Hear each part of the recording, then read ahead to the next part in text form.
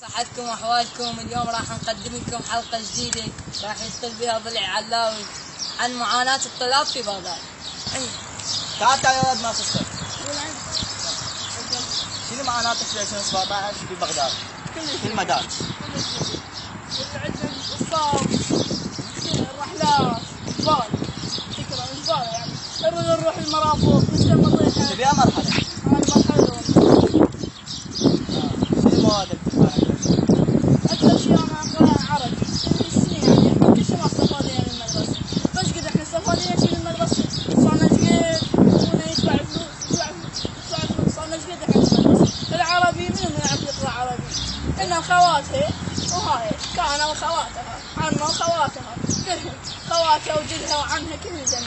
والمواد الباقية؟ الإسلامية نصلي ونصوم منو ما يعرفه؟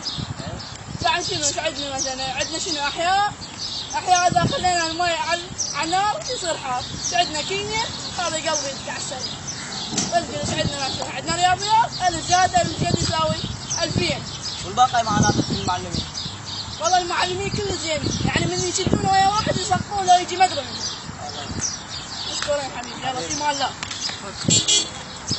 شباب هسه احنا خلصنا حلقتنا بهذا اليوم، انتهت بفضل علاوي. اذا عجبتكم الحلقة سووا لايك، اذا ما عجبتكم دوس لايك. الفضل كله يروح للمصور حسون الزين.